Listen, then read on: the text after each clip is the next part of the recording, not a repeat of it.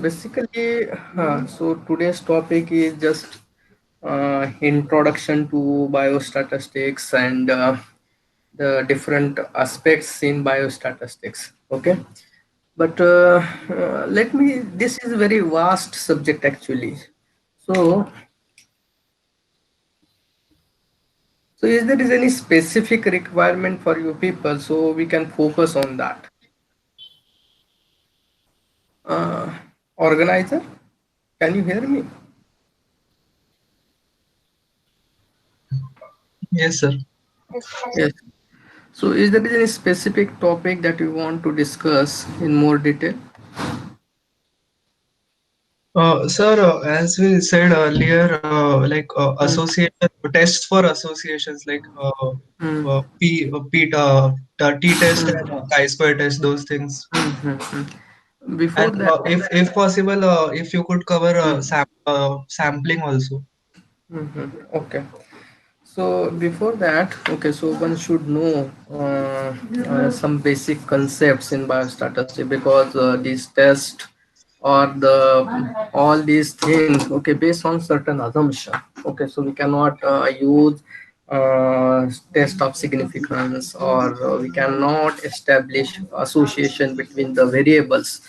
Okay, haphazardly. So there are certain conditions, certain rules, there are certain summary values that we should know about it. Okay, so let's discuss first 10 15 minutes about few basic things, okay, which are required to understand the concept in biostatistics. Okay, so I think we have shared, I think for your batch, different PowerPoint presentation slides or PDF.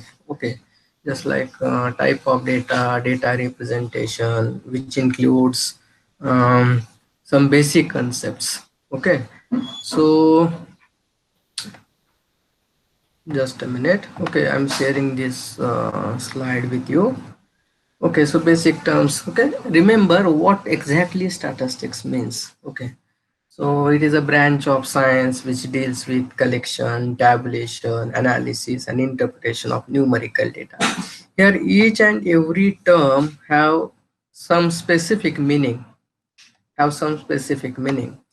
So it is a combined process of all this. So in first stage we have to collect data. In second stage we have to summarize it in appropriate tabular form. In third stage we have to analyze it using appropriate statistical techniques. It may be a parametric test, it may be a non-parametric test.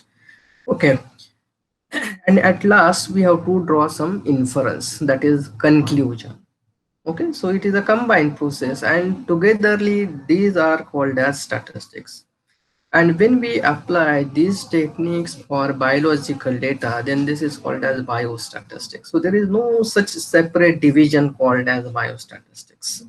Okay, but just to understand, okay, so the concepts in statistics, one should know the few things which are required. So in general, what is population? That we everybody knows about that, the general definition of statistics as well as the population. So what is population? In general we can define as it is a number of individual living in a specific area in a specific time period. So this is according to the census, it is okay, but in statistic your population is little bit different. Okay, and these concepts are very important for your test of significance as well as your sample size determination or your sampling.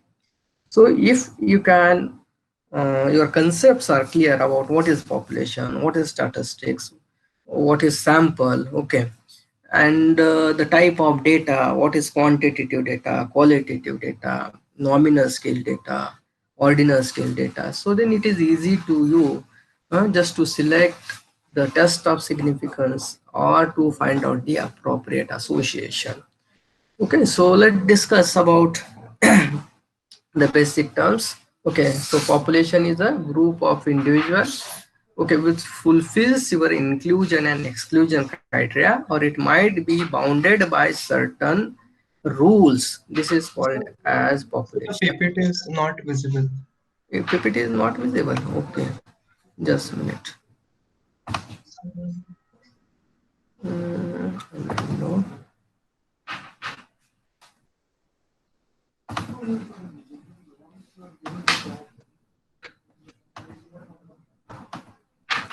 Now is it visible? Mm, yeah, yeah, now it's visible. Yes, sir. Yes. So what population means? Okay, so population defines a little bit differ from a definition given by census. It defines as group of all the subjects or individuals bounded by certain rules. For example, suppose you want to find out the maternal mortality rate. Okay, so then to evaluate maternal mortality rate, the population is not the population of that city. Okay, this problem is related with female population. Okay, so what will be your population in this case? So this is the female population. Okay, again, we are not included in all the females for the study subjects. We will only focus on those females who are in the reproductive age group, that is 15 to 45. Okay, so this will be your population. Okay, so here the population is females in the reproductive age group. Okay, similarly, what do we mean by sample? So I hope that you are aware about the set theory. In our school days, we discuss about universal set, or it is a sample space, okay, or subset. So your population is the universal set, okay, which include all the possible outcomes, okay, which are bounded by certain rules. And sample means it is a group of your population. Okay, so for example, suppose we select only females residing in the particular area, or for example, suppose Mumbai as an entire city, okay, as a population, and different wards in Mumbai are your samples. Okay, Dharavi may be a sample, or Dadar may be a sample, or Bhaikala may be a sample, and entire Mumbai as a population. So then constant, okay, so as you know, constant are the values, okay, which remain unchanged at any circumstances, just like pi is there, gravitational constant is there. Okay, so these are the things, okay, so that we have to consider in sample size determination. So there are few constant just like z1 minus alpha by 2, that is level of significance is there, power of the study is there. So there are a number of factors which may affect sample size. Okay, before that, okay, so we have to understand these concepts. So variable means the varieties or the quantities whose values are changing from observation to observation, or from subjects, okay, are called as variable. And most of the biological characters are variable in nature, just like blood pressure is there, height is there, weight is there. Okay, now the next term is the proportion. So proportion, in short, what is proportion? Proportion is nothing but it is the part of your population. It gives a relationship of an individual attribute. Now I'm using the word attribute. So there is specific meaning for the word attribute and variable. When your data is quantitative in nature. Okay, so what is quantitative? I will explain it. But remember, when your data is quantitative in nature, we label this as a variable. And when your data is qualitative in nature, basically it is a nominal scale data, then we label that as an attribute. Okay, so in proportion gives us a relationship of an individual attribute to the totality. So out of total, how much?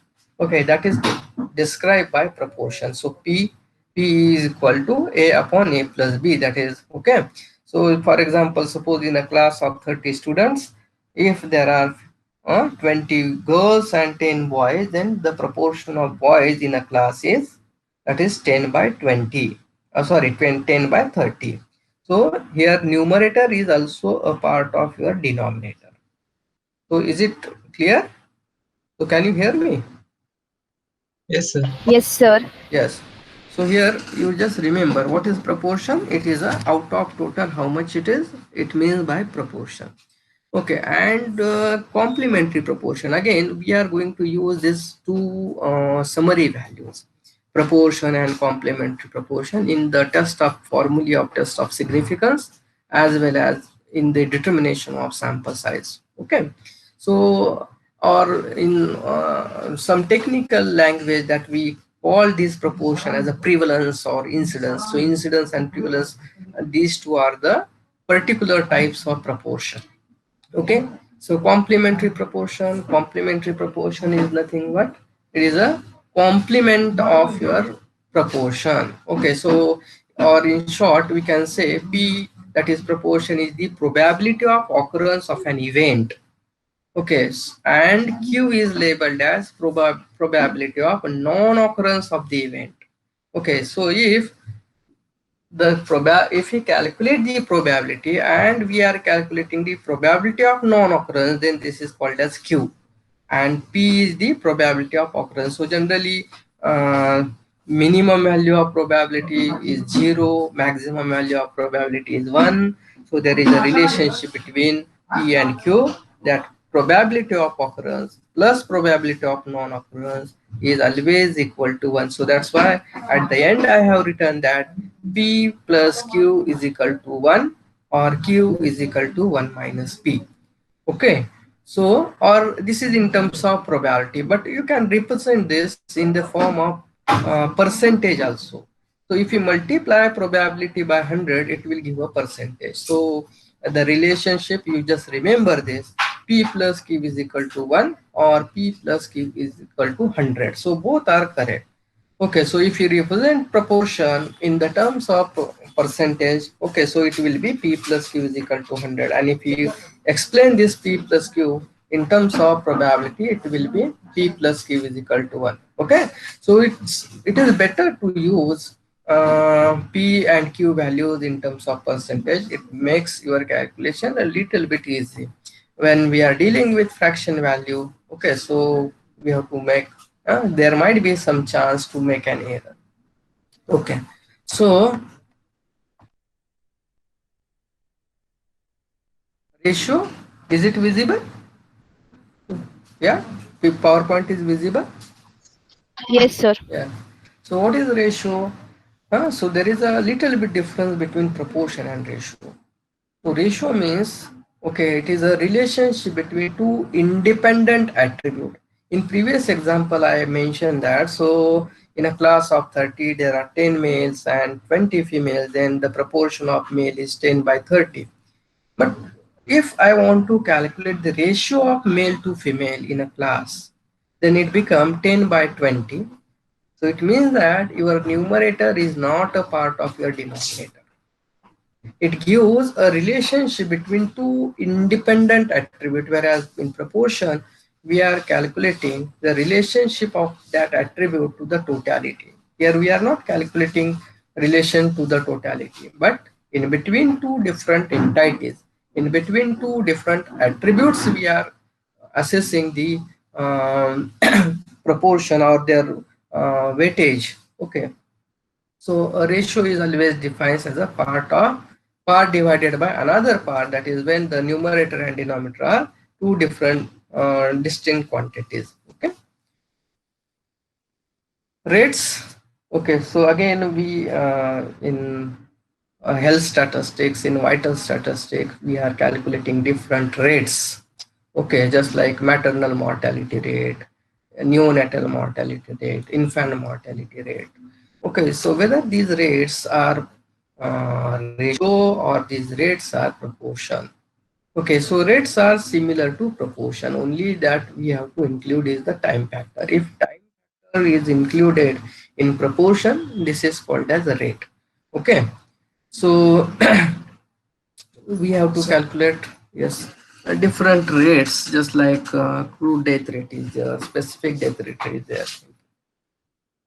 Okay, so it is beyond the scope of this lecture. So when we have a time, if we have a chance, then we will discuss about that later. Okay, so now look at this slide. You note down these symbols. We are going to use these symbols, okay, from here onward for all statistics. So these are the standard symbols that we are using. Okay, so mean, okay, standard deviation, variance, proportion, complementary proportion. So these are the summary values that we are using. Okay, what is summary value? Summary values are nothing but these are some representative figures in your data set. When we collect the data, so data is in haphazard form. We cannot that is inference, or we cannot mine some information. Okay, so it is in the raw format. To extract some information, that is raw data to knowledge. So this is another process. When we collect data, it is in the raw format. We have to apply appropriate techniques. We have to extract the knowledge from that raw data. Okay, and this is one of the step in extracting the knowledge from raw data, that is the summary value. And we have different summary values, just like mean is there, standard deviation is there, variance is there, proportion is there, complementary proportion is there. Okay, so out of these, okay, so the first three, that is mean, standard deviation and variance. These three are applicable for quantitative data, and proportion and complementary proportion, these two summary values that we are using for qualitative data. Okay, and we have different notation. Okay, for population is there, for sample. So for population, mean is denoted by letter mu. It is a Roman alphabet, pronounced as mu. Then standard deviation is sigma. Okay, and for sample it is S, capital S, and for population mean is denoted by X bar. Okay, Y bar, Z bar. So if bar is there, it means that it is a sample mean. Mu is there means it is a population mean. Okay, variance is nothing but it is the square of standard deviation, and both are measuring the amount of variation exists in your data set. Okay, so the next is the population proportion. Population proportion is denoted by letter capital P, and complementary proportion is denoted by letter capital Q.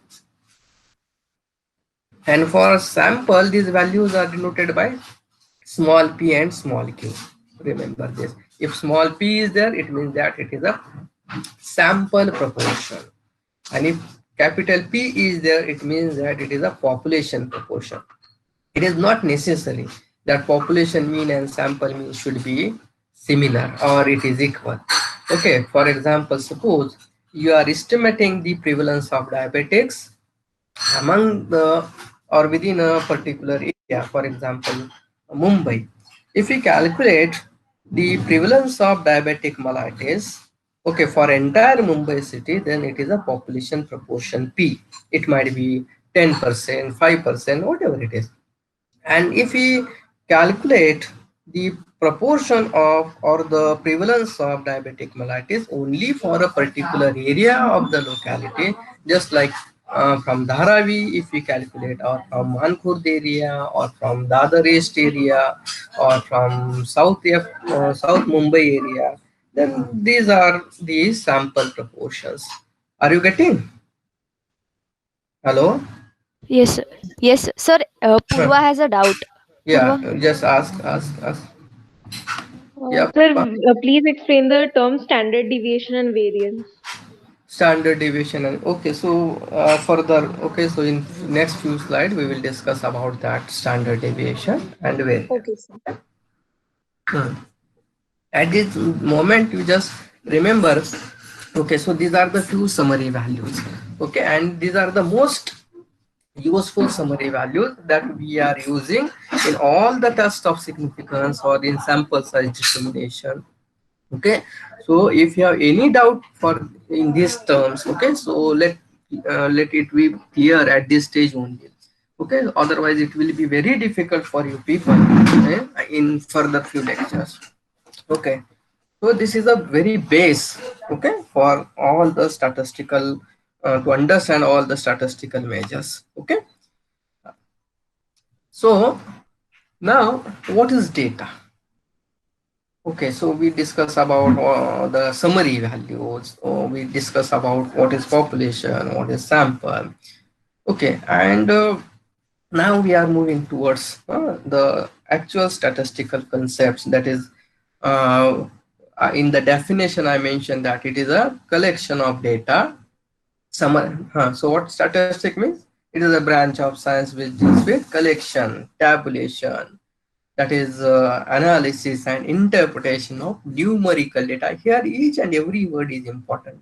So what is numerical data? So that numerical also have some specific meaning. So but basically what is data? Data means it is a collection of well-known facts. Okay, so then this is called as data, and basically this data is divided into two categories. Either it is a primary data or it is a secondary data. When we are doing the research, we have to define what kind of data it is, whether it is a primary or it is a secondary data. So primary data means if that information is collected by the investigator from the source. Okay, so if data is collected by the investigator from the source, okay, then this is called as primary data. Okay, and secondary data means when we collect the data which is already published, okay, or which is already collected by someone else for his or her research work, and we are using that data for our research activity, then this kind of data is called as secondary data. So which means data which is published in gadgets, magazines, journals, okay, or it is a office record, okay, or some records were kept in MRD department, that is medical record department is there in each hospital, and we are using that, or census data which is already collected by government, okay, or your voter list. All these are the secondary data. Okay, so any doubt here in primary data and secondary data? Hello, No, sir. No, sir. is it clear what is primary and secondary data? Yes. Yes. Suppose you have to collect some information from the participant and we are interviewing these subjects, then what kind of data it is, whether it is primary or secondary? Primary. Primary. Okay, and if you are using some OPD records for your database, then what should be, what kind? Secondary. Secondary. It is a secondary. Secondary. Okay. Now the second type, that is this is on the methods of data collection. We discriminate that primary data or it is a secondary data.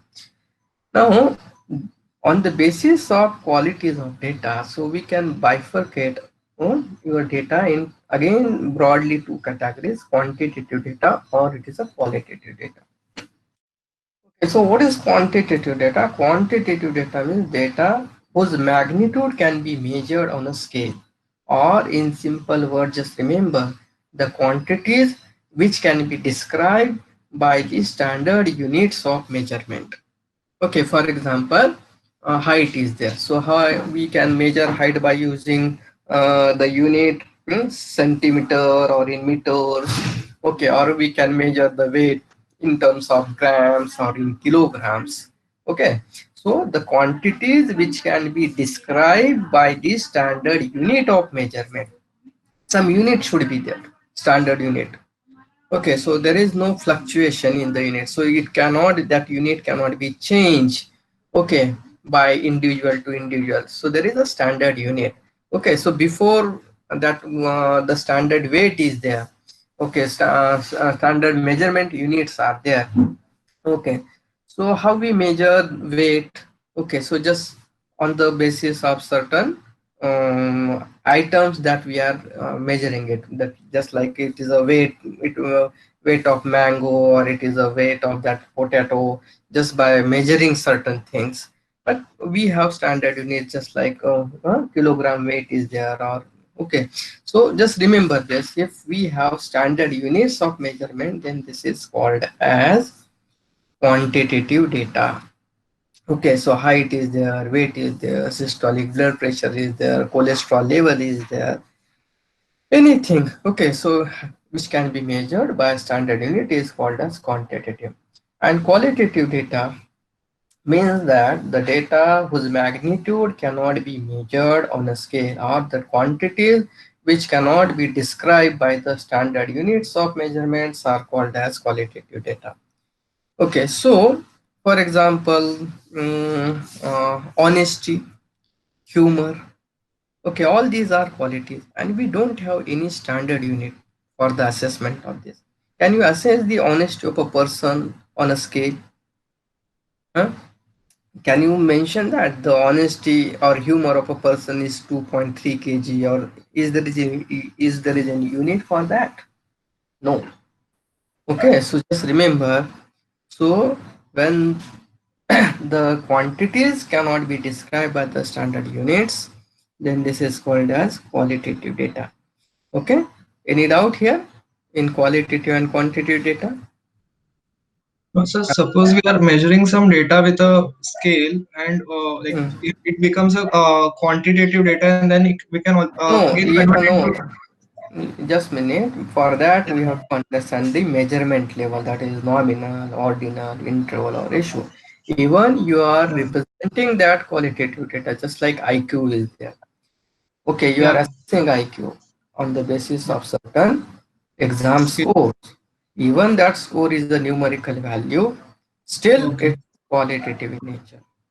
It's Okay? qualitative in nature, not Yes, quantitative. it is not quantitative. Okay. Until and unless there is no unit, it is not a quantitative data. Yes, yes, yes. Just like, are you aware about Abgar score? No, sir.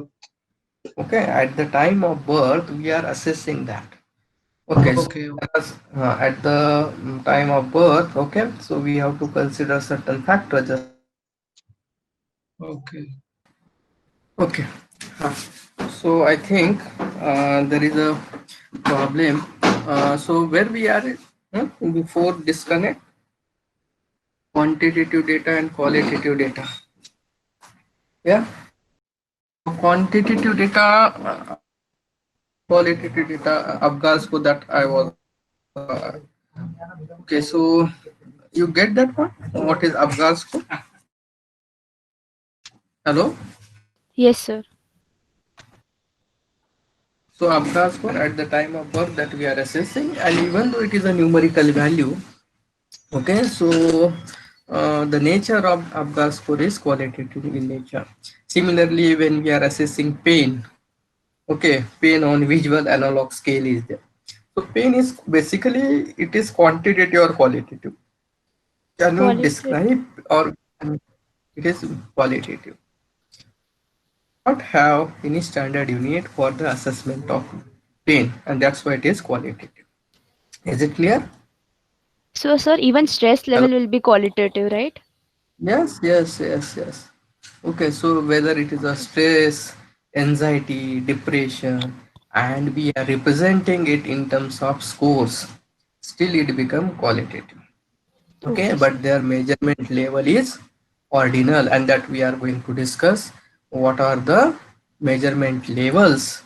Okay, so just I mentioned the biggest limitation of statistic is that statistical techniques are applicable for quantitative data and not for qualitative data.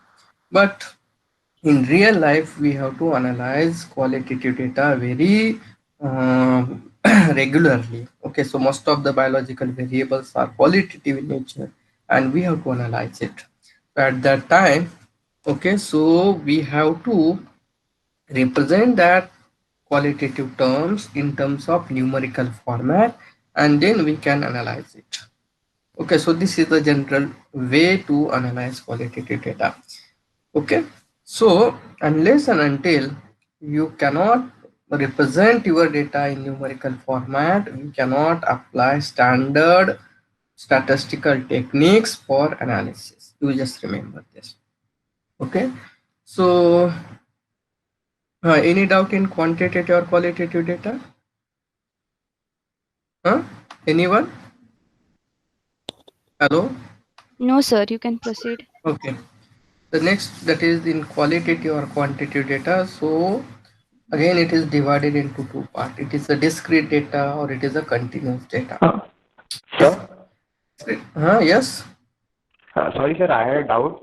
Regarding yes, IQ, you said that it was qualitative data, sir. But, sir, it is measured yes. on a scale, na? I mean, we have points and all that. So, how can it be qualitative? No, even that. So how we can measure the intelligence? Do you have any unit for that? You don't have any Sir, unit. more the But there score, are IQ scales, better. sir. Remember it. More the score, better is the IQ. Okay, for example, suppose, okay, your doubt will be clear after you are aware about the measurement scale. Okay, so when we use a particular scale, then it should follow all the rules of, that is, mathematics. Okay, so in IQ score, in Apgar score, more the score, better is the condition. For example, suppose there is one person with IQ score is 150, and there is another person with IQ score is 100, okay, or 75, for instance. Okay, so here you cannot say or you cannot judge, huh? Like the individual having IQ score 150 is twicely clever than the individual having IQ score of 75. You cannot make any interpretation like this. And that's why, okay, so even it is a numerical score, it doesn't mean, okay, so it is a quantitative one. It is qualitative. You don't have any standard unit for assessment of IQ, and that's why it is qualitative. Similarly, any psychiatry assessment, stress is there, anxiety is there. Okay, so you don't have any unit for that. Okay, and all these are qualitative in nature. Any doubt? Yes, sir. Thank you. So discrete data and continuous data. So what means discrete? Discrete means the data which takes only integer value, which cannot be measured in terms of fraction. The such kind of data is called as a discrete data. Okay, fraction means we generally measure systolic or diastolic blood pressure in integer value. We cannot measure like 124.2 or 124.3. Okay, or you cannot assess just like number of deaths, number of births in terms of fraction. So the data which takes only integer value is called as discrete data, and generally qualitative data is discrete in nature. Okay, and continuous data means data which takes integer as well as fraction value. For example, height is there, weight is there. So here we can say that height may be exactly 160, or it might be 165.5, or for another person it might be 170 centimeters. So like that. So which can take integer as well as fraction value. Such kind of data is called as continuous data. Okay, and your quantitative data may be discrete or may be continuous. Okay, quantitative data just like systolic blood pressure, which takes only integer value, so it is a discrete in nature. Whereas the variable height or weight can take integer as well as fraction value. This is labeled as continuous. And just I mention you the biggest limitation of that is statistics, that whenever we have to analyze qualitative data, there are no direct statistical methods, okay, which can analyze it. First we have to convert qualitative data in the numerical score, just like in IQ score that we are doing. And when we represent qualitative data in numerical format, it is always discrete in nature. Is it clear? Hello? Yes, sir. Yes, sir. Okay, now look at the next slide. Okay, so this is summarization what we have discussed. Data, basically data is divided into quantitative, qualitative, it may be continuous or it may be discrete in nature. Okay, now we are moving toward the measurement scale for statistical data. Again, this is very important topic. Okay, so one have to know about the measurement scale, what kind of data it is and on what scale that data is measured. So if you know about these two things, you can select the appropriate test, whether to go for quantitative data, or we have to go, sorry, that is parametric test, or we have to go for non-parametric. Your test of significance are based on these two things. What kind of data it is, whether it is quantitative or it is qualitative, and what kind of measurement scale that we are using for the assessment. Okay, so if you know these two things, you can apply appropriate test of significance. So very commonly what I observed, okay, I in a year, okay, around 100 to 150 thesis or that is dissertation that I analyze. Okay, and what majority of the cases, okay, what I observed, they are using inappropriate test of significance just because of the ignorance of the measurement scale. Okay, and in such condition, they are missing the appropriate test of significance. Okay, and that's why, okay, I emphasize on these 2 points, that is what is qualitative data, quantitative data, and what are the different measurement scale. Okay, so here it is basically we are using 4 measurement scale for the assessment of data. These are nominal scale, ordinal scale, interval scale, and the ratio scale. So out of these 4, the first 2, that is nominal and ordinal, these are applicable for qualitative data, and interval and ratio, these are applicable for quantitative data. Okay, so let's start from the first, that is the nominal scale. So what is nominal scale here? So nominal scale, it is a measurement scale for qualitative data. In nominal scale, the figures are used for labeling purpose or for identification mark. Okay, so in many of the questionnaire, you may observe that we have some coding for male is equal to 1, for 2 is equal, female is equal to 2. Okay, or socioeconomic status is there. Okay, and we assign some value for each socioeconomic status, or some colors are there, and for each color code we have some number. Okay, in this condition, even the that observations was represent, or we are in representing that observation in terms of numerical data, but that value doesn't have any specific meaning. Okay, let me give another example, that is jersey number of a player. Okay, so Tendulkar wears jersey number 10, or Maradona wears jersey number 10. What that 10 stands for? It just work as a label. This just work as a identification mark. Apart from that, we cannot have any interpretation for that value. Okay, the best example is the roll numbers assigned to the students. Okay, so roll number 1 is there, roll number 2 is there, roll number 3 is there. So here, so these are the labels that we are giving for nominal scale data. And in nominal scale data, okay, we cannot apply any mathematical or logical operation. Mathematical operations mean addition, subtraction, multiplication, division. Logical operations mean greater than, smaller than. Okay, these are called as logical operations. And that's why I'm giving that example, that is the roll number assigned to the student. So here I cannot say that roll number 1 is twicely clever than roll number 2, or I cannot say that the difference between the mark of roll number 5 and 6 is equal to difference between the marks of roll number 10 and 11. No, we cannot interpret like this. So 10 means 10. Okay, so that Tendulkar, or that 7 number is for MS Dhoni. Okay, just like these are the labels. These are the labels that we are assigning.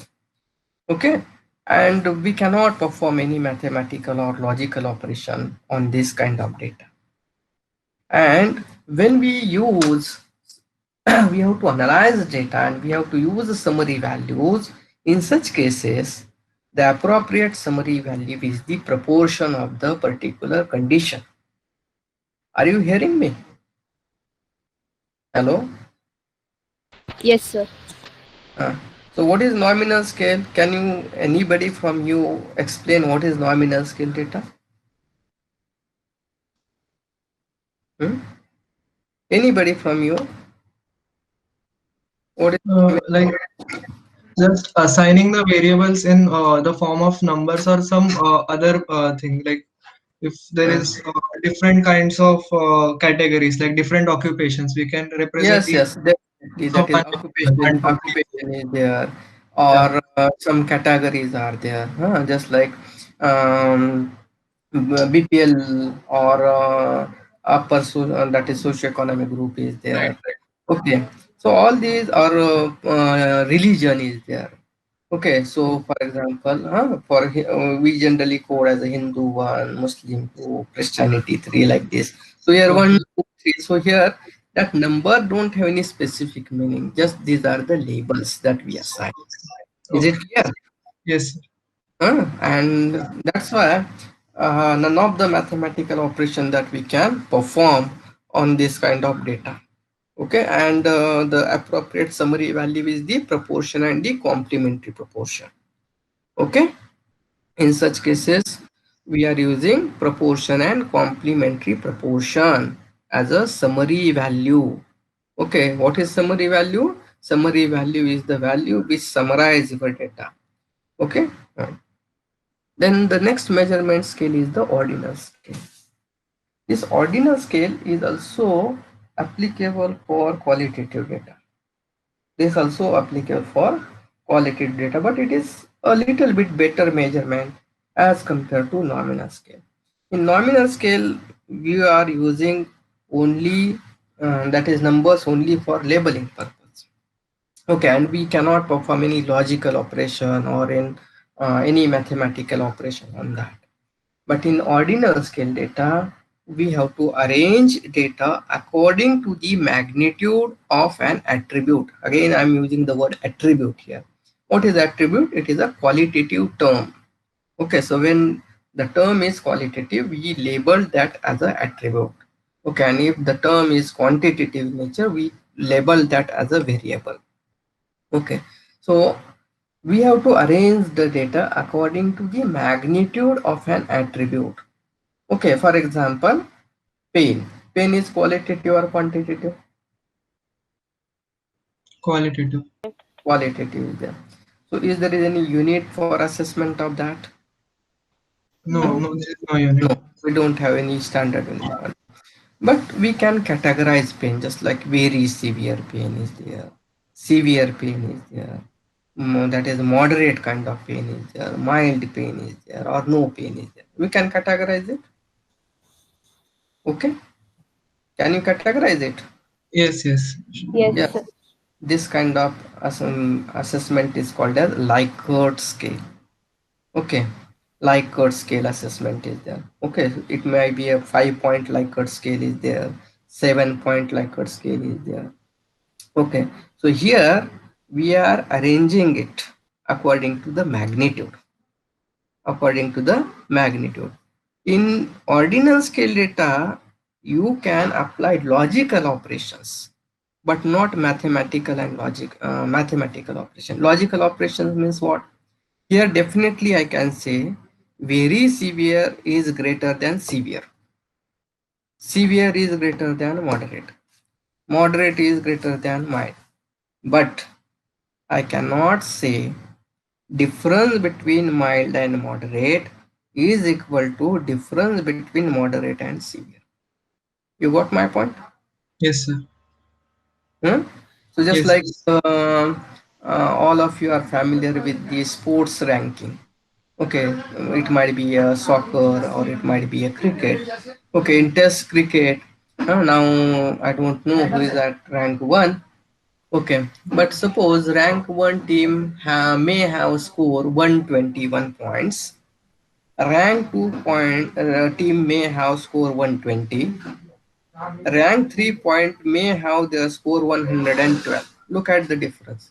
In between rank 1 and rank 2, difference is 1, and in between rank 2 and rank 3, difference is of 8.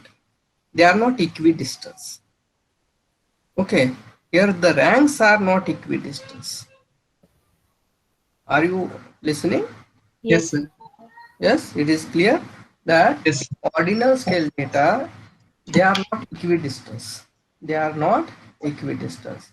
Okay, that's why only logical operations that we can perform. Logical operations means greater than and smaller than. Here definitely one can say that very severe is greater than severe, severe is greater than moderate, but how much times we don't know. Okay, because this is a perception of that individual, or the it depends on the assumption of that particular individual. There is no standard criteria for assessment. And that's why. Okay, so this is the ordinal scale data. And in ordinal scale data, the summary value that generally used is median. Okay, so in the measures of central tendency, okay, so you will go through that. So there are three measures of central tendency generally we use. Okay, mean, median, mode. Apart from that, there are certain summary values like geometric mean is there, harmonic mean is there, but at your level, these are beyond the scope. Okay, just remember, for ordinal scale data, the summary value is the median value. Okay, is there is any doubt in between nominal and ordinal? And that's why that the IQ score, even it is a score, but we cannot comment about the whether these points or these scores are equidistant or not. Okay, we cannot say that like 150, the score having the individual with the score 150 is twicely clever than the individual having score 75. So there is a drastic uh, deviation from the actual interpretation. Okay, so in ordinal scale data, data is rank, and we can compare, that is which is greater, which is smaller. Okay, the next is the interval scale. So interval scale and ratio scale, these are applicable for quantitative data, and there is very thin line between interval and ratio scale data. Okay, togetherly ratio and interval are called as uh, the numerical scale data, and the test of significance are almost same for ratio and interval scale. Okay, so generally the test of significance, if you are using any software, okay, so for nominal scale data we have different tests. For ordinal scale data we have different set of tests, and for ratio and interval scale data we have a separate group of tests. Okay, but the tests which are generally used for interval data are also applicable for ratio scale data, but there is a slight difference between interval and ratio scale data. So what interval scale data means? So in interval scale data, we are using some arbitrary value for the measurement. There is no fixed zero, absolute zero for the measurement. Before that, let me ask one question. So all of you measures temperature. Okay, and we measure temperature on different units, just like Fahrenheit is there, centigrade is there, Kelvin degree is there. Okay, now can you say that 30 degrees centigrade temperature is half of 60 degrees centigrade? Hmm? The question is simple. Can we say 30 degrees centigrade temperature is half of 60 degrees centigrade? Yes. Yes. No, sir. No. Answer is no. Answer is no. Why it is? Why we cannot say like this? Because these are relative scales, not absolute Yes, temperatures. yes. The standard unit of temperature is the Kelvin degree. Okay. And what Kelvin degree means? So if we convert 30 degree, okay, so when we say zero, what zero stands for?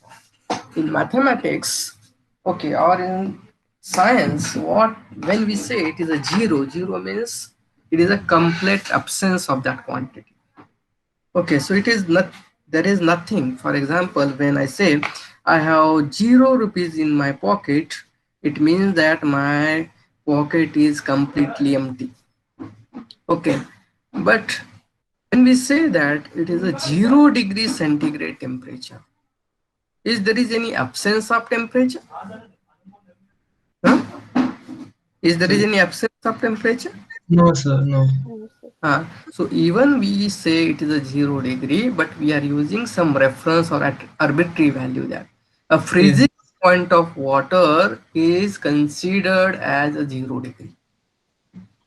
Okay, Yes. it is considered as 0 degree. It is not the absolute Right. origin. It is a uh, arbitrary origin that we are using, and in such condition, okay, so we cannot perform multiplication and division. So here we can perform addition and subtraction along with logical operation in interval scale data. So this is the characteristic of interval scale data, that in interval scale data one can perform logical operation and two basic mathematical operation, that is addition and subtraction, not multiplication and division. And that's why we are not able to say 30 degree is half of 60 degree. So if we convert 30 degree into the Kelvin degree, so 30 plus 273.15 become 303.15. 60 degree become 60 plus that 273.15 become 333.15. So now can you say that 303 is half of 333? No. No. And that's why, so when we are using arbitrary origin value for the measurement, you can apply only addition and subtraction. Okay, so here one can say that the amount of heat required to rise the temperature from 30 to 31 is equal to amount of heat required to rise the temperature from 60 to 61. You can comment like this, but here we cannot say it is half or it is thrice. Okay, so like this. So in interval scale data, one can perform logical operation and yes, which two operations that we use? Addition and subtraction. Addition and subtraction, not multiplication and division. Is it clear? Sir, for Kelvin, if we take temperature in Kelvin, then we can compare, right? It is half of 6. Yes. But what exactly in Kelvin degree? So scientists are trying to get that absolute 0 degree Kelvin, but till date it is not possible. We are approaching towards, I think, 220 Kelvin degree, like that. Okay, so what exactly it means? If we reduce a temperature by 1 Kelvin degree, the volume of that substance get synchronized, or it get reduced by 1 by 273 times. Okay, so it is very rare chance that we will get absolute 0 value. Okay, so you can compare. So if we measure that on Kelvin degree, we can compare it is half or it is thrice, like that. Okay, there is no problem. Volume of that particular substance, if we reduce temperature by 1 Kelvin degree, the volume it gets reduced by 1 by 273.15 times. Okay, so like that we have to interpret it. So any doubt in interval scale data? Hello? No, sir. So I think I forget to mention the summary value for interval scale data. The summary value for interval scale data is the mean. Okay, so for nominal scale data, yes, the summary value is Nominal scale के लिए mod use कर सकते हैं, I guess. yes. What In what were ordinal you mentioned as median. Yes. For nominal, I guess we can use mod. Because Yes, proportion and mode. So mode is okay. So mode or proportion. So mode is nothing but it is the most frequently occurring value in the data set. And what proportion that I mentioned? Proportion is the probability of occurrence of an event or probability of favorable events. Okay, so it means, okay, so we have to calculate the proportion of certain entity, and that proportion or mode that we can use as a summary value. In ordinal scale data, summary value is the median. Okay, median is the value which divides your data in two equal parts, and the central value is labeled as a median value. Okay, in interval scale data, the summary value is the mean, value. And in interval scale data, one can perform logical operation and two basic mathematical operation. In ordinal scale data, one can perform only logical operation. And on nominal scale data, we cannot perform logical or mathematical operation. Okay. So in ratio scale data, we can, okay, so again, this is applicable for quantitative data.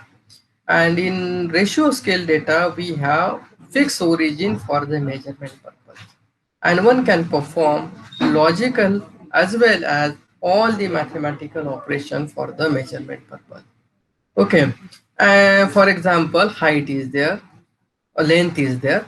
Okay, so length, suppose we can say 5 centimeter is half of 10 centimeter, because we have a fixed origin. 0 means 0. If we cannot say that the length or breadth of a particular item is 0. If it is 0, it means that there is nothing. Okay, so in ratio scale data, we have fixed origin for the measurement purpose. Okay, and we can perform all the mathematical operation on that. Okay, so now let me ask few questions for that. Okay, suppose we are assessing a range of motion of elbow joint. So what kind of data it is, whether it is quantitative or it is qualitative? Quantitative. Range of motion of elbow joint. Is it quantitative or qualitative? Quantitative. Why it is quantitative?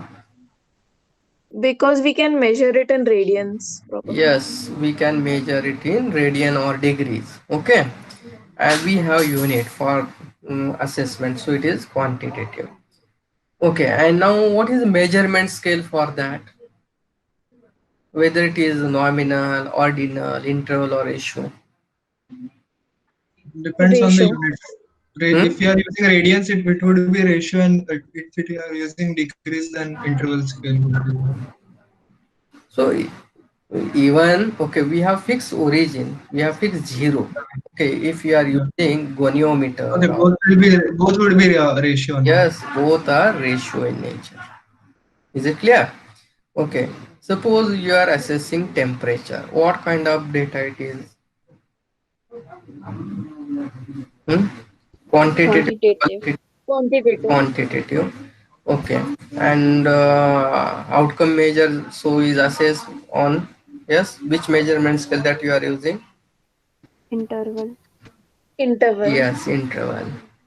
Suppose hemoglobin levels, okay, of these patients admitted in medicine ward. Yes. Is it quantitative or qualitative? Quantitative. Quantitative. And measurement scale? Ratio, I think. Ratio, correct. It is ratio. Suppose grades of anemia. Grades of anemia. Ordinal. Is it yes, it is ordinal, but whether it is quantitative or qualitative? Qualitative. Okay, diagnosis of patient. Nominal, qualitative, nominal. Qualitative. Yes, qualitative and nominal. Correct. So now your concepts are clear. So you remember this all things. Okay. So whether you are doing PG or whether you are doing any research, okay. So your analysis are just based on these basic things. If you know, right? Yes. Sir, so if we are using any of the scales of any psychiatric scale or any measurement scale, questionnaire based scale, so we cannot use mean as the summary of it, right? We always have to use median for it. Correct. So along with median, there are certain positional values also, just like quartile value is there. Okay, so So we always have to use median, not mean in this yes, case. yes, correct, correct, correct. Now your concepts are clear. So, so this is the point. Okay, so what I observed. So majority of the cases they are using mean and standard deviation. Okay, so mean and standard deviations are purely applicable for quantitative. Okay, so which can be measured on interval or ratio. For that only we can use mean and standard deviation. So if that data is nature of that data is ordinal, okay, so we cannot use mean and SD. So better measure is the median, and for assessment of variability you have quartile deviation. Okay, so or mean deviation is median deviation is there. Okay, so the amount of variation is summarized by standard deviation. How much is the variation? Okay, and for ordinal scale data, we can assess it by quartile deviation. Okay, any doubt? No, sir. Thank you. Range of elbow joint is quantitative. Yes, is there is any query? Okay. So Standard deviation we did not understand. standard deviation. Okay, so let me go step by step again, because this is a measure of variability, and there are different measures of variability. Okay, so first of all we will cover the basic concept, then I will explain what is standard deviation, coefficient of variation. So if you are aware about this thing, then only you can proceed for analysis. Okay, so this is all the in statistics we have two different aspects. One is the descriptive statistic and one is the inferential statistic. Now we are discussing descriptive statistic. Descriptive statistic means we should describe your data set. Okay, now we have to for inference statistic. Prior to that, you should know about the basics of statistics and we are doing. Okay. Uh, So, any doubt here in nominal, ordinal, interval, and ratio scale? Hmm? In your PG entrance exam also, there are few questions related with this. Okay, as well as when we are doing some research. Okay, so all these tests of significance are based on the type of your data and the measurement scale of your data. Remember this. Okay. Okay, so what we discussed is already put on the slides. Okay, so nominal scale, then ordinal scale, interval scale, ratio scale. Okay, and there are few exercise that I put here. Diagnosis of patient admitting in a cycle, range of motion of elbow joint, Apgar score. Now Apgar score, yes, is it quantitative or qualitative? Hmm? Hello? Can you Qualitative. hear? Apgar is quantitative or qualitative? Quality. Qualitative. And measurement scale is? Measurement scale is? Ordinal. Ordinal. Ordinal. Ordinary. Remember, for qualitative data, we have nominal and ordinal scales.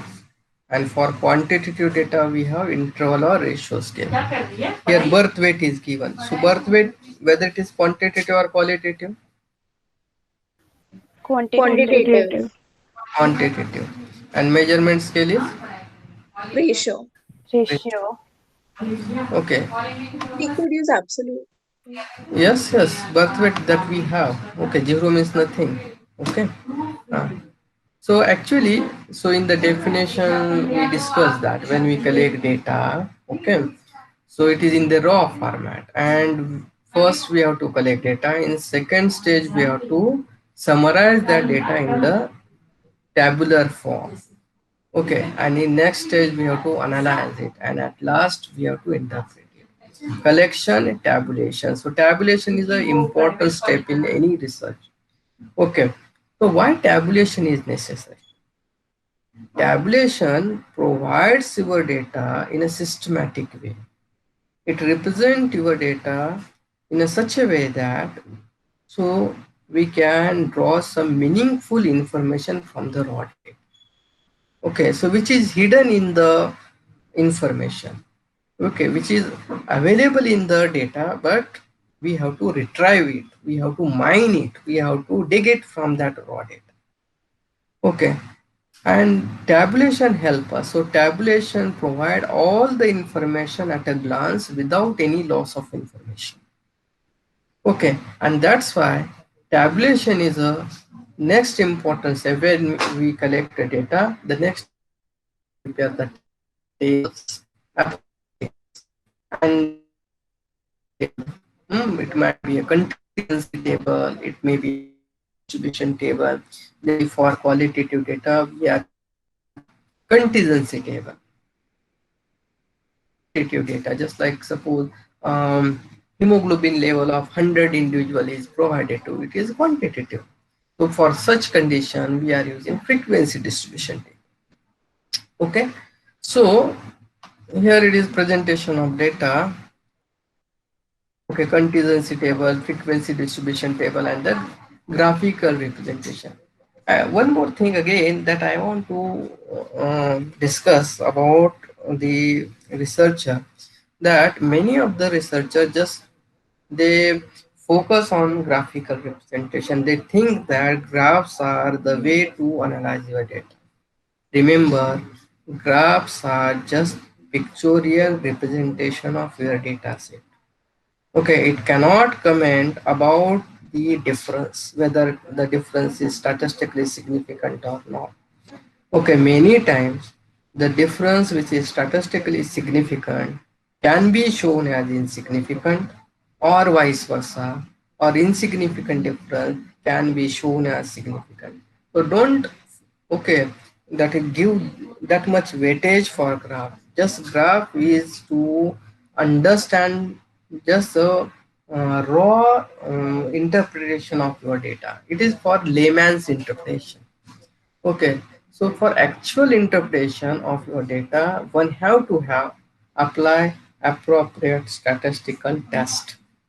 Just remember, graphs are just feelers. They increase the volume of your dissertation or the thesis.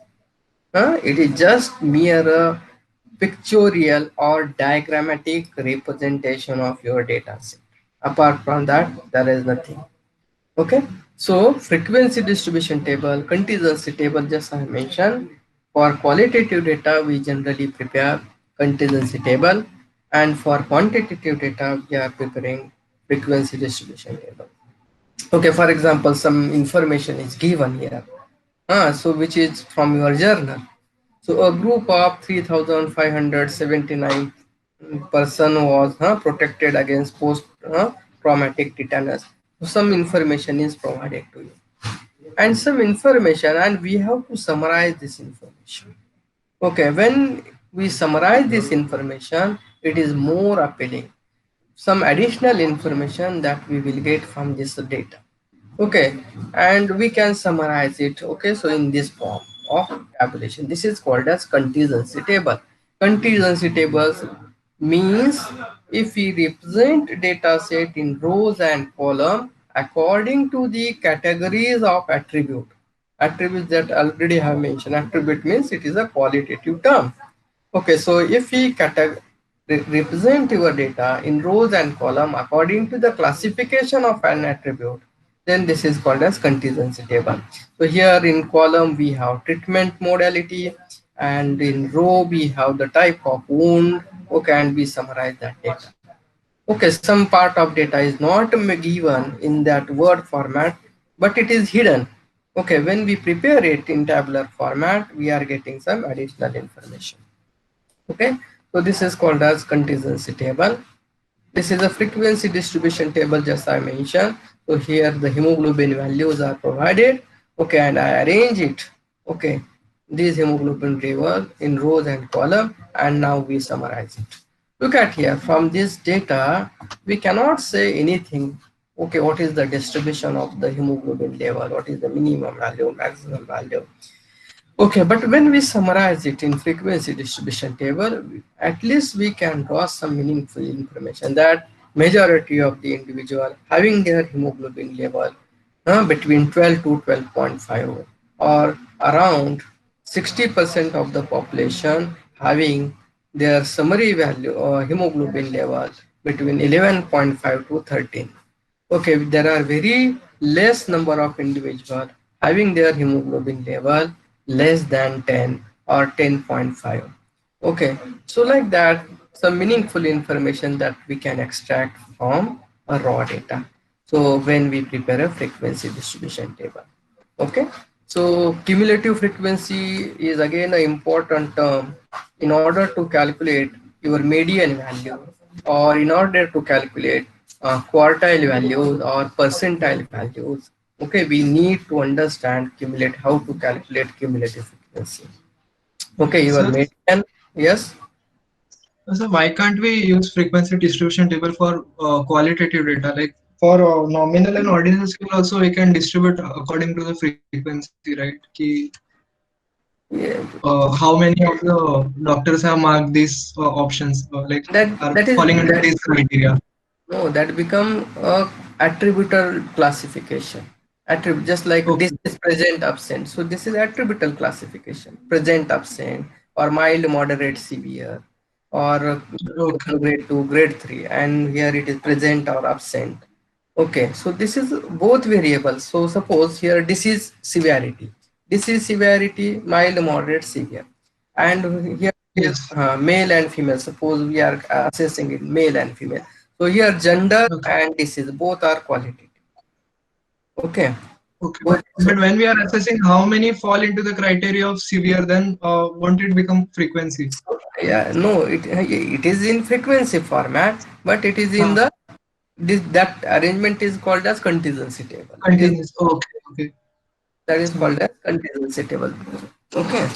Uh, Frequency distribution table is for that is the continuous variable. Okay, generally okay, discrete or continuous. That is interval or ratio scale data that we summarize. Okay, how many lies between 10 to 10.5 or 10.5 to 11. Then these are called as class intervals or frequency distribution table.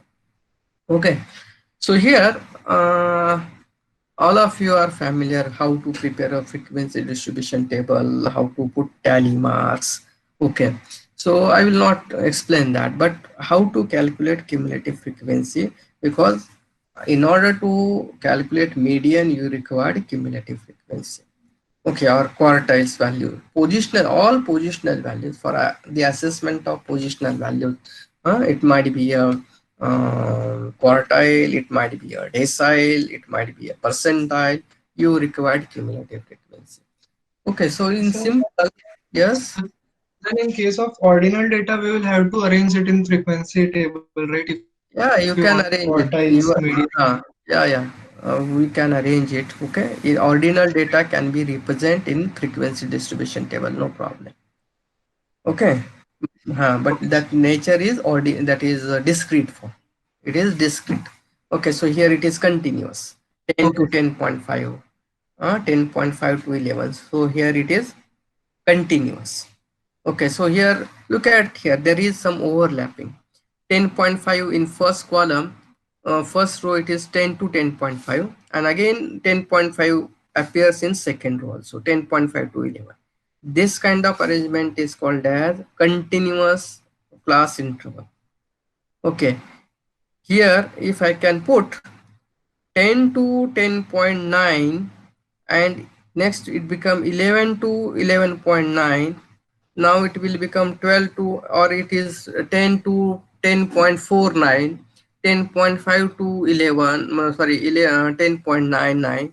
Okay, 11 to 11.49. So then this will be discontinuous, or this is not continuous arrangement. Okay, but if we make arrangement like suppose we are assessing systolic or diastolic blood pressure, and if we arrange data like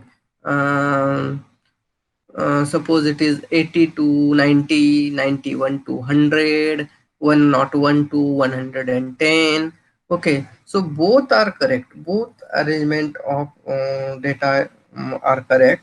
Okay, one is called as discrete format, one is called as continuous format. Okay, and in such cases, okay, you have to understand what is length of class interval. Length of class interval is very important in the calculation of all the measures. Okay, whether it is a standard deviation or it is a mean or median or mode. So length of class interval is very important. And for continuous data, okay, for continuous data, length of class interval is difference between upper limit and lower limit. So what is length of class interval for this example? No? 0.5. 0.5. But suppose data is like this, 10 to 19, 20 to 29, 30 to 39, and then what will be the length of class interval there? 9. 9. It is not 9, again it is 10. 10. When your data is discrete, in this case, okay, it is a difference between two lower limit or it is a difference between two upper limit. Okay, even though it is 10 to 19 and 20 to 29, but if some observation is there, okay, 19.5 is there. So even it is included, the upper limit is included in the class interval, and that is called as, and that is discrete form of class interval in continuous class interval. So here 10.5, 10.5 appears two times. Suppose there is an individual having their hemoglobin level exactly 10.5. So in which class you will give the representation? Whether it is First huh? Second class. in the upper limit. First one. Upper one or the next one? Upper one. Second class. Suppose another individual, okay, there is an individual having hemoglobin level exactly 11.5. In which class that person will get presentation? 10 to 11, 11 to 11.5 or 11.5 to 12? 11.5 to 12. Yes, so you have to include that in the next class interval, even though it is 11. So here the class interval 11 to 11.5 is there, but here the upper limit is not a part of your class interval. So if it is exactly 11.5, you have to include that individual in the next class interval, that is 11.5 to 12. Okay, you got my point. Hello. Yes. Yes, sir. Yes, sir. Huh? And for graphical representation, we have to make it continuous. Otherwise, for calculation of mean, median, mode, even if it is discrete in nature, we can calculate it. But for whenever we have to prepare a graphs, your data should be continuous in nature, just like here 10 to 10.5, 10.5 to 11, or else otherwise you will observe certain discontinuity in the graphical representation, and that's why, okay, so for while preparing graph, you have to prepare class interval continuous. Okay, so for discrete data, the length of class interval is difference between two lower limits or two upper limits, whereas for continuous data, the class interval is always difference between upper and lower limit. Okay, for this exercise, the length of class interval is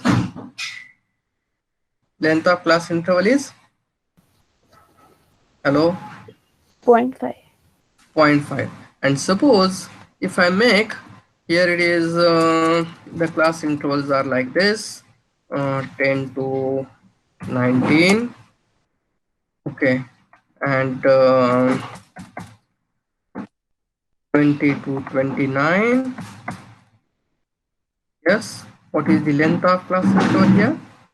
10. 10. Again it is 10. Again it is 10, it is not 9. 19 minus 10, okay, it become 9, but okay, or 29 minus 20 become 9. but it is not like this. Okay, so here again we have to take the difference between two lower limit. 20 minus 10 become 10, 29 minus 19 become 10. So for such kind of data, this kind of data is called as discrete class intervals. These are called as discrete class interval. Okay, and do you observe the cursor, that is 10 to 19 and 20 to 29? Yes. Huh? These two Yes. are called as discrete, and these remaining class intervals are called as continuous class. Continuous. These are called as continuous class interval. Okay, so here it is 10 to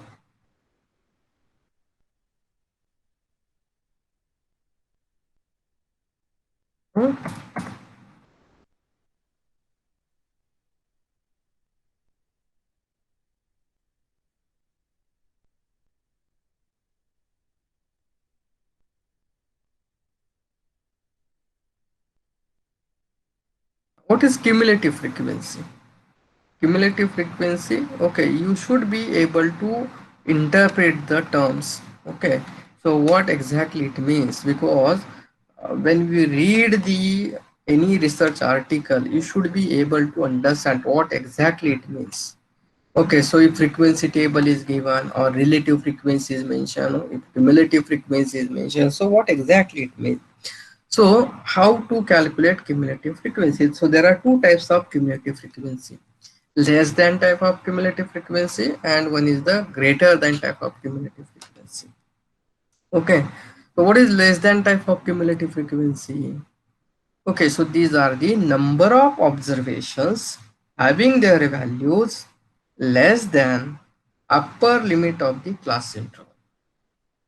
Okay, what I say, these are the number of observations having their values less than upper limit of the class interval. Okay, so how many observations having their hemoglobin level less than 10.5? Two, Yes, two, 2. two, How many observations having their hemoglobin level less than 11? 12. Because like we'll keep adding the frequencies Yes, one by yes, one. yes. It means that we have to add the previous frequencies to the next class interval. Look at the column less than cumulative type frequency: 2, 12, 23, 43, 65, 82, 94, and 100. Okay, so the cumulative frequency of last column is equal to your total number of observation. Okay, here if we take a sum of the frequency, it is 100. Now how many observations are there in the data set? 100. 100. 100. And how many classes are there? 8. Yes. So don't get confused between the number of classes and number of observation.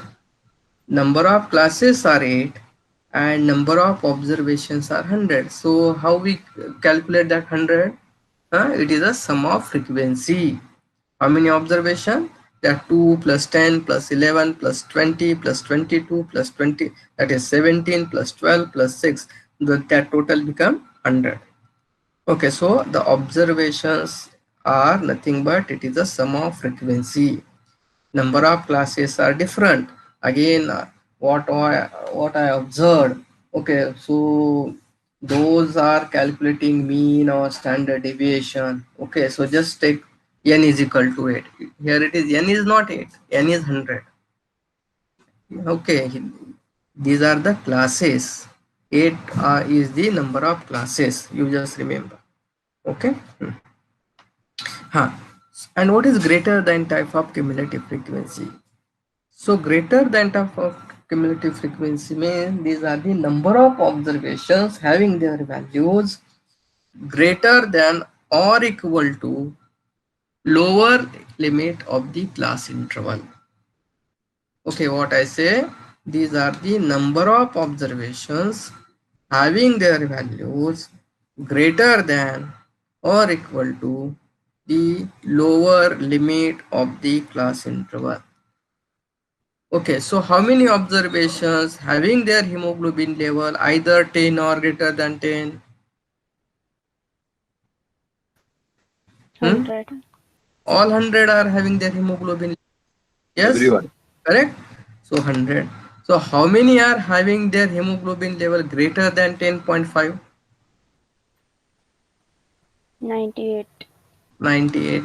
Because two are having their hemoglobin level between 10 to Less, 10.5, less than 10.5. Yes. So we subtract that. So it become 98.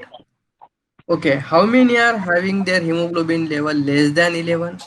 Sorry, greater than 11? Equal or greater than 11? 88. Yes, the frequencies are given, but how will we calculate that? That 98 minus, Those having between 10.5 and 11. yes, correct. So it become 88.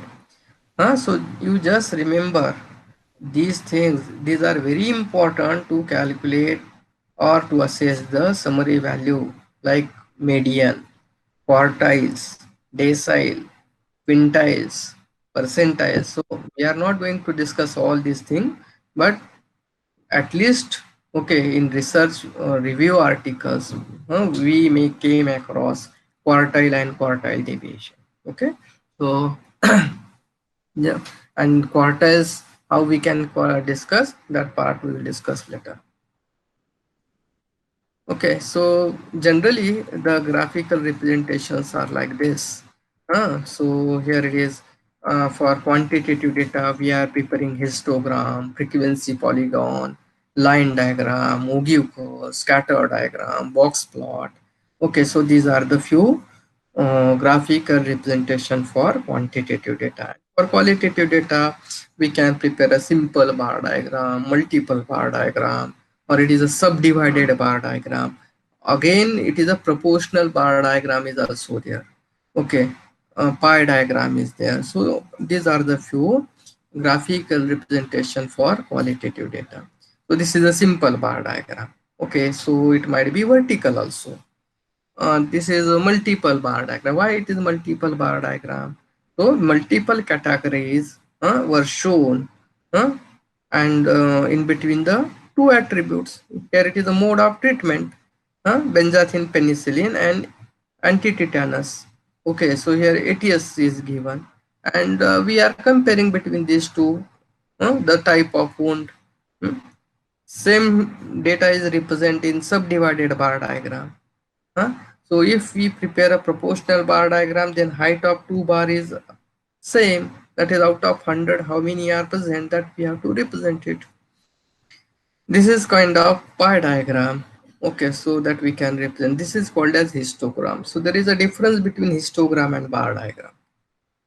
In histogram, there is no space in between the two adjacent columns. Data is continuous. Whereas in that is bar diagram, data is discrete in nature. It is attributable data. Okay, data is not continuous. Okay, this is called as Ogilvy curve. So this is very important graph. All of you are familiar with growth charts. Are you aware about the growth chart? Weight for age for height, that is height for age, weight for age, weight for height. So there are different growth charts available. Okay, for the assessment of nutritional status of the individual. So are you aware about this growth Yes. charts? Yes, these growth charts are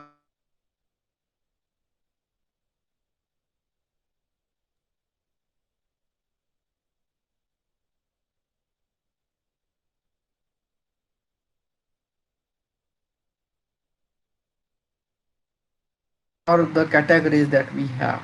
But here in Ogilvy curve on y-axis, look at here. So instead of frequency, we have cumulative frequency. We have cumulative frequency. So this Ogilvy curve is very important. We can identify or we can locate median value. We can calculate quartile values. we can calculate decile values or percentile values graphically by using OGIVE curve.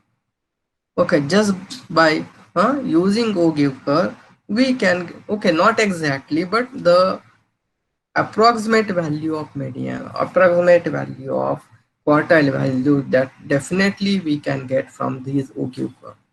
Okay, so this OGIVE curve is very important. Okay, What is so the interpretation of this curve? Like, how do we interpret this? yes, on y-axis here, okay, here cumulative frequency is there. So if you remember the data, okay, so here for the same data we prepare this OGIVE curve, I think. Okay, look at this is the data. Okay, 10 to 10.5, 10.5 to 11, and these are the cumulative frequencies: 2, 12, 23, 43, 65, 82, 94, and 100.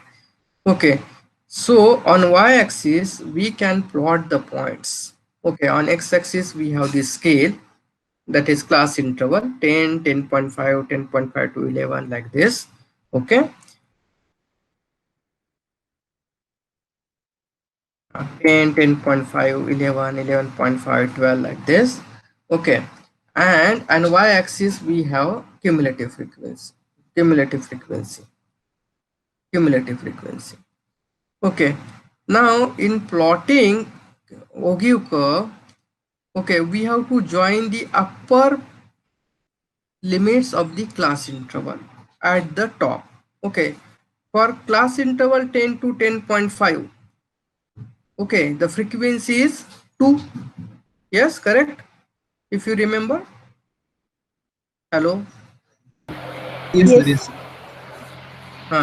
So we exclude the first class, that is lower limit, that is 10, and we put 0 for that 10, and for that 10.5 you put 2. Okay, for that 10.5 to 11 the frequency was 12. Okay, frequency was 12, that is 2 plus 10 become 12. Cumulative frequency, I am talking about cumulative frequency. First frequency, 10 to 10.5 to, from 10.5 to 11, that was, I think it was 10. So 10 plus 2 become 12. So here at 11 it become 12. Okay, so like this we can plot the points, all the points. Now how we can calculate median or quartile values. So what is your median? Median, just I mentioned that median is the value which divides your data in two equal parts, correct? Hello. Yes, sir. Yes. So how many observations are there? How many 100. observations are 100. 100. 100. So 50% of that is how much? 50. 50, right? Yes. Okay. So on y-axis you just identify where 50th observation is lying. Okay, so here it is 20, this is 40, this is 60. So 50 lies here, somewhat here, in between 40 to 60. Yes. Yes. Yes. Yes. Yes, you can locate the 50th percentile value. Now these are the percent values. Okay, Okay. so from this 50th observation, I can draw a perpendicular on this curve. Okay, draw a perpendicular. Okay, so for example, suppose insert line. Okay, this is 50th observation, and from this, suppose I draw this line. Okay, so like this. Okay, I draw a perpendicular line. Okay, suppose here it is visible. Okay, this line is visible now. Yes. Yes. Yes. Yes, so draw Yes. perpendicular. So just above the 50, just to discriminate between the line and vertical line and the actual value, I have just put this line above that exact 50th value. Okay. So from 50th observation, draw a perpendicular on x-axis, so on this curve, and draw another line. Draw another line Okay, draw a perpendicular from the point of intersection. Draw another line on x-axis. Okay, you got it? Yes, sir. Yes. Yes. And this point of intersection is your median value. Okay. What will be your median graphically? 12.25 12.2. gross. Correct. It is 12.25. Okay, so from the 50th percentile observation. So now here are 100 observations. Suppose there are 150 observation. Okay, so then half of that become 75. 75. Now from the 75th observation, draw a perpendicular on the curve, and from the intersection of that, draw again another perpendicular line towards x-axis, and that will be your median value. Median. Median value. See, quartiles are three in number. First quartile value, second quartile value, and third quartile value. Second quartile is nothing but this is your median value. First quartile is the value which divides your data, okay, in a such a way that 25% observations are below that and 75% observations are above that value. Okay, median divides your data in a such a way that 50% observations are below that and 50% observations are above that value. Similarly, third quartile value is the value which divides your data in such a way that 75% observations are below that value and 25% observations are above that particular value. Okay, so that's why for first quartile value, identify where n by fourth observation is lying. Okay, because okay, so how first quartile become n4, n by 4 is your first quartile value. Second quartile value is n by 2 value, and third quartile value is 3n by 4 value. You got it, my point? Yes, sir. Yes, sir. Huh? Yes, sir. What will be the first quartile value for this data? 25. Yes, 25. So from 25th observation, okay, from 25th observation, okay, so here it is 20 and this is 25. Okay, from this, sorry, this is 25.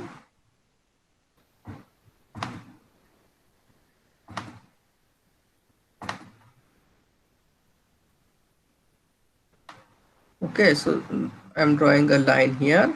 This is 25th observation, and from this 25th observation, again, I will put another vertical line from this point of intersection, okay, and that will be my first quartile value. So first quartile value become 11.5. 11.5. 11.5. Similarly, what will be my third quartile value? The one for 75. 75. Yes, 75. So from 75, so this will be 75.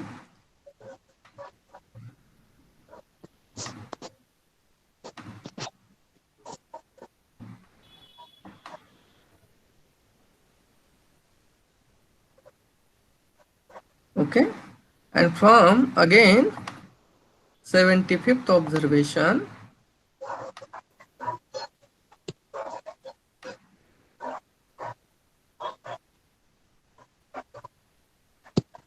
okay, so I draw this another vertical line. Now what will be my third quartile value? Around 12.8. 12. Yes, 12.8 something. Huh? Yeah. So I think we 12.75, or because we draw a line from here, we have to draw a line here. This point. Okay. So around 12.75. So like this, you can plot. So or we can calculate first quartile value or median value or third quartile value graphically. Okay, any doubt here? How to calculate quartile values? No, sir. Okay. And percentiles are nothing but these are the values which divides your data in 100 equal parts. Okay, so according to that percentile value, you can draw easily, or you can find out that percentile value. Suppose you have to calculate 90th percentile or 95th percentile value is there. So how we can draw 95th percentile? Hmm? Hello? On y-axis, at 95th value, draw a perpendicular to the graph, Yes. and then again a perpendicular to x. Yes, correct. Okay, so like that, graphically you can identify the quartile values or the percentile values or the median value. Clear? Okay. Yes, sir.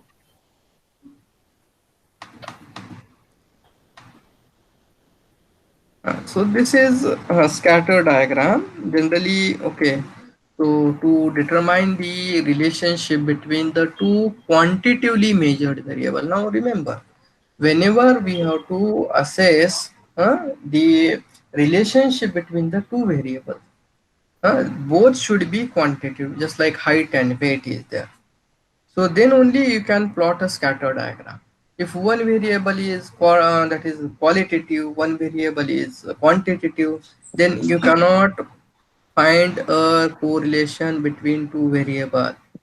Okay, so this scatter diagram is purely applicable for quantitative data.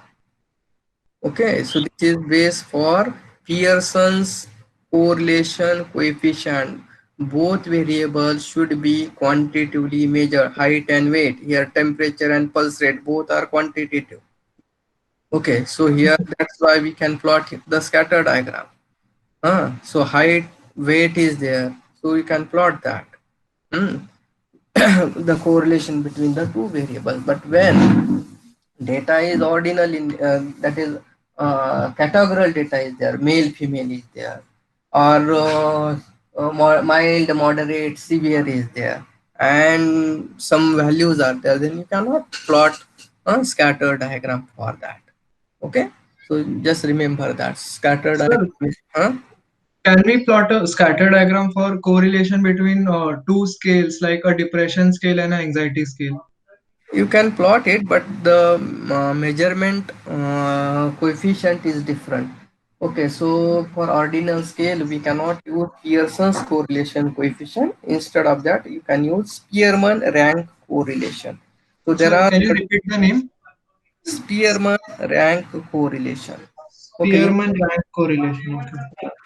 okay, Spearman rank row. Row is again it is alphabet row. It is just like Marathi 9. You Okay. So it is that we have to write like in all of you. I think you are familiar with how to put a 9 in Marathi. Okay, so just like Greek symbol is there, that is called as a row. Okay, and that Spearman rank correlation is the measure just to find out association between the two ordinal scale data, just like you have mentioned, two psychiatric scales are there, and to find out association with depression and anxiety score is there, suppose. Okay. So correlation cannot be found out as such. It is an association. Yeah, it is association. So there is a basically the term correlation is applicable only for quantitative data. Okay, Okay, sir. rather we instead of correlation you can use the word association. Okay. For ordinal scale data or for nominal scale data. And Okay. for ordinal scale data, it is Spearman rank correlation. But Spearman rank correlation can be applicable for quantitative data. So this is the advantage of Pearson, that for quantitative as well as ordinal scale data, you can use Spearman rank correlation. So can you Okay. explain Spearman rank, how to? Okay. So at the time of test of significance, we will cover that part. Okay. Just Okay, sir. here. Just I'm trying to explain in what situation we are using scatter diagram, because again this is a very common mistake that I observed, that a researcher plots scatter diagram for qualitative terms. Okay, and that's why I explain this part. Okay, so Okay, sir.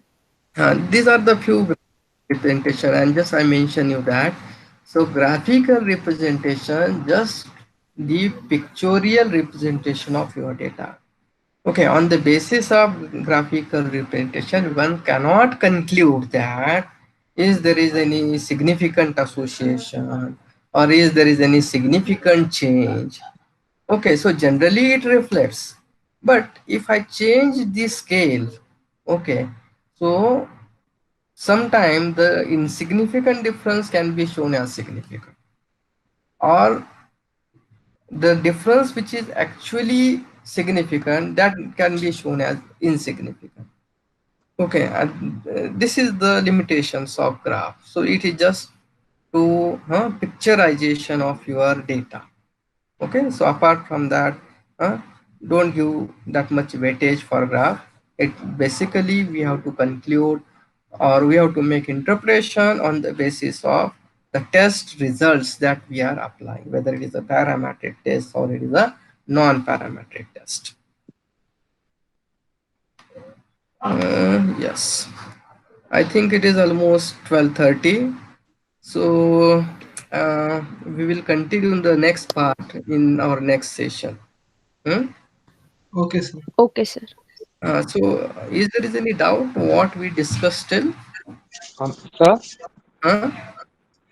Sir regarding how we are assigning ordinal, like अगर हमें समझना है कि ordinal scale में हमें data डालना है या नॉमिनल स्केल में डालना है, so sir I am a bit confuse on how to do that. So can you tell some things that to keep in mind to do that? Listen, it is very clear that, so if we have some unit for assessment, okay, if we unit if we have some unit of assessment, then it is quantitative data. But if we don't have unit, but we have some scores, just like you have mentioned, a depression score is there, anxiety score is there. So on the basis of their experiences, okay, or their suggestion, we are assigning certain scores. Okay, just like um, do you feel stress, okay, at your workplace, and you have given option just like strongly agree, strongly disagree, neither agree nor disagree. Okay, like options are there, and for the most severe option we have score 5, or for the least severe option we have score 0. Then this 0, 1, 2, 3, 4. Okay, so these kind of scores are ordinary in nature. So Likert scores are there, very severe is there, severe is there, moderate is there, and if you are assigning score, very severe is equal to 5, severe is equal to 4, that is moderate is equal to 3, mild is equal to 2, and no pain is equal to 1 or 0, then such kind of arrangement of data is called as ordinary in nature. Okay, so here the fixed difference is not there, fixed interval is not there. Okay, so this becomes ordinal in nature. And in most of the psychiatry evaluation, we have certain domains which are qualitative in nature. They are assessed on the Likert scale. Okay, and this kind of data is ordinal in nature. Is it clear? Yes, sir. And sir, regarding nominal scale, where would we use that? Nominal scale is a very poor measurement scale actually. Basically, if you want to classify on the certain classification criteria, just like socioeconomic status is there, color is there, race is there, gender is there, or religion is there, education level or education classification is there, job profile is there, occupation is there. So all these are nominal scales. Huh? So if you classify your data, for example, suppose if you classify your data on the basis of their schooling, whether they are from convent, they are from Marathi or vernacular medium, or they are from the municipal corporation school. Okay, so is there is any assessment criteria? Okay, so we are using assessment criteria, that is the schooling, that is attribute. Okay, and if you classify your data according to this, then it is a nominal scale data. Huh? Yes, sir. Clear. Clear? Or it Yes, is sir. a diagnosis, that is mild, moderate, severe is there. So if we diagnose patients on the basis of some score, or on the basis of some criteria, then this will become, that is nominal. Sometime your ordinal data can be treated as nominal, or nominal data can be treated as ordinal. Okay, just like it is a mild, moderate, severe is there. Okay, and for mild, moderate, severe, if you assign the scores 1, 2, 3, so lower rank is given for less severity and higher number is given for the most severe category, then the nature might be considered as ordinal. Okay, so Sir, and regarding ratio and interval, like you explained difference between nominal and ordinal. So which yes, circumstance would be ideal for a ratio scale, and which circumstance would be ideal for a interval scale? most of the situation, okay, almost 99% cases, the tests are same for interval and ratio. That's why if you are using any software, so there is no any separate category provided for interval and ratio. So the scale, or they have put only the numerical scale. If we want to analyze your data by using SPSS, so in SPSS we have found only three categories. One is the nominal, ordinal, and next is the scale. Scale means which include interval and ratio scale data. Okay, this is a broad Yes, sir. Clear. classification, interval and ratio, but okay, there is not that much difference between the interval and ratio. Okay, in very rare condition, we are using interval scale. Yes. Yes, sir. Clear. Thank you, Yeah. sir. Okay. So now you suggest the topic. Okay. So this is a very vast, actually in 2 or 3 sessions it is difficult to cover all these statistical concepts. Okay, Okay, sir. so my suggestion is that, so at least you try to understand the basic concept. So this will be work as a base. You can understand if you go, or you can read some statistic, that is journals, or your review papers. In that review papers, what kind of statistic they are using, okay, and how to interpret. At least, okay, I expect this much from your side. Okay, so at this moment I cannot expect that you will be able to analyze your data independently. Okay, but try to understand. These are the basics. So if we have time, and if time permits, okay, so in future we can plan a separate session for statistics. Okay, so Yes, it's sir. every day or We Yes. will have SPSS, separate SPSS workshop for yeah, yeah, definitely, definitely. So again, to understand the how to make use of that software. Okay, so yes, none of the software will analyze your data automatically. One have to have a knowledge, a statistical background. Okay, yes, sir. statistical knowledge should be there. So these are command prompt analysis. Okay, so if you put something in that dialog box, it will generate some output.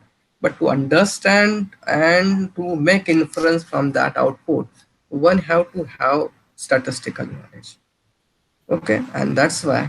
Okay, so in next session we will try to um, focus on the measures of dispersion, measures of central tendency, and in short, okay, if possible, I will describe different parametric and non-parametric test of significance. Huh? So, Okay. okay, sir. Then sample Yes, sizing, we will have a different session on sample sizing sometime later. sometime later, okay, you just find out my time, okay, and irrespective of this session workshop, okay, we can, Okay. those are interested, Ah, Yes. again put some meeting on convenient date, and we will so, discuss. Okay, we will discuss. So okay, that sir. there is no time bound, just like that we have to finish in this 2 sessions or 3 sessions. So if you people are interested, we can continue this activity. No problem. Okay. Huh? Okay, sir. Thank you so much. Okay.